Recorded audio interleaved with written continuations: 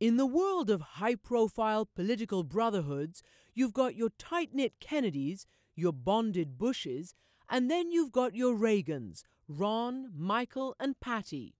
The Reagans are pulling no punches these days, private frustrations exploding onto the public stage. It never occurred to me that I would be writing a book like this. With the publication of Ron's new book.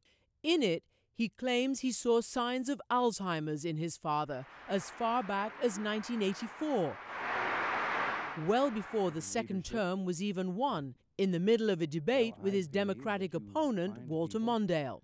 I began to experience the nausea of a bad dream coming true. With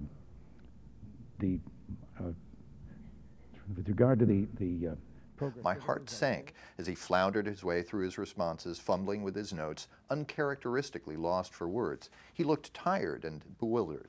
Many people were talking about that after that first debate. In fact, all the discussion in the media was, he's too old, he's losing a step, what's wrong with him? So naturally, I'm concerned. You still stand by, you think that he had signs of Alzheimer's? The disease must have been present in him, given what we know about the disease now. President Reagan's doctors and aides have long denied this, but Ron Reagan remains convinced. I'm not surprised that people like Secret Service agents or staff wouldn't even see little glimmers, because after all, I'm his son. I'm going to see things that other people aren't going to see. My father did not have Alzheimer's while he was president of the United States. Michael Reagan, who's promoting his own book, The New Reagan Revolution, couldn't sound more furious about his brother's recent revelation. I was outraged by it, absolutely outraged, that he would put that in there because again, and maybe it's because Ron comes from the left. Maybe this is Ron's way of putting together the fact he didn't agree with his father's politics.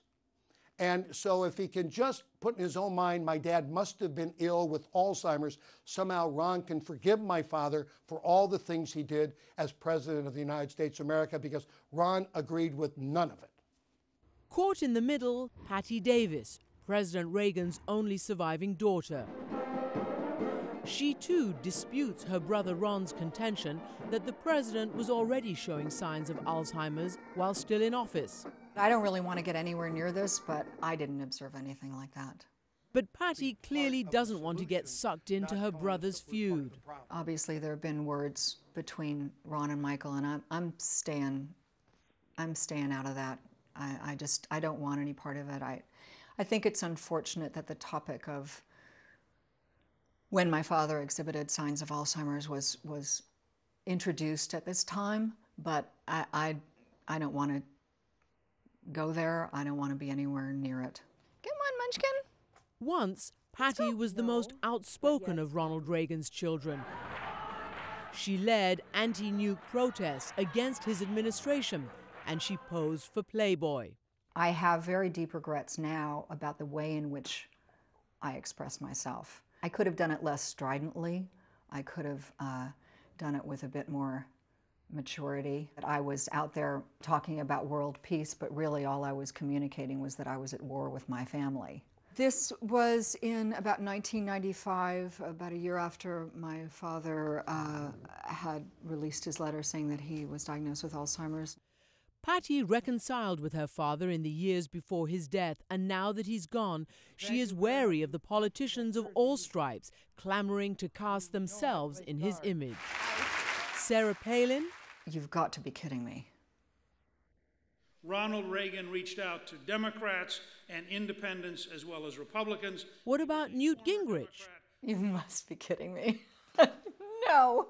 And I asked Ron where he thought some of these candidates fell on the Reaganomimeter. Nowhere. Sarah Palin has nothing in common with my father. Sarah Palin is a soap opera. Where does Newt Gingrich stand?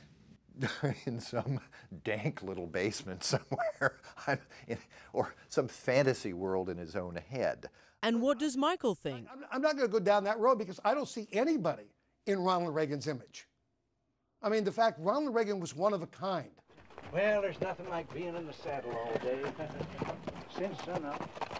I think he would be amused and puzzled at people trying to imitate him, because he never imitated anybody. You know, I remember when I was a kid, my father saw an ad somewhere for real simulated diamonds, and he was chuckling and laughing about this. He thought it was so funny that they would put together those two words, real and simulated. And I remember him saying, do they think people are stupid? Do they think people don't know what the word simulated means? I think he would have the same reaction to people trying to imitate him. And on that one point, Reagans on both sides of the political spectrum seem to agree. A few of you may be surprised to see someone with my last name showing up to speak at a Democratic convention. Though no surprise, they express themselves somewhat differently. Oh, he's a fetish object for the right. He's like the rubber bustier of the conservative movement. You know, they've all got to sort of paw at him. To that, Michael can only shake his head. I didn't listen to him at the dinner table when we used to eat dinner together. I don't listen to what he says today. But he seems to agree with his brother that all the hero worship isn't helping the conservative cause. Everybody's trying to out-Reagan themselves. I mean, I'm more Reagan than you are. They're quoting my father, which is wonderful, but they've got to find their own voice and who they are. And I think a mistake that we make as conservatives is by looking for the next Ronald Reagan, we may very well walk right past the next great leader of our movement. Michael sees his father's true heir not as a man or a woman, but as a movement, the Tea Party. My dad would be supportive of grassroots America, rising up to say we're mad as hell and we're not going to take it anymore.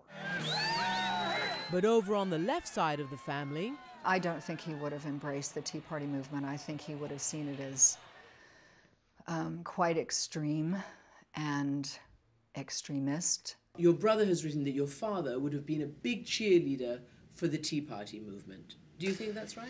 My brother is perhaps more comfortable speaking for him than I am. The vitriol that's directed at the White House from some sectors now, I think would really disquiet him. He would think that that was unworthy of this country, and he would find it disturbing. Michael says his siblings need to be more realistic.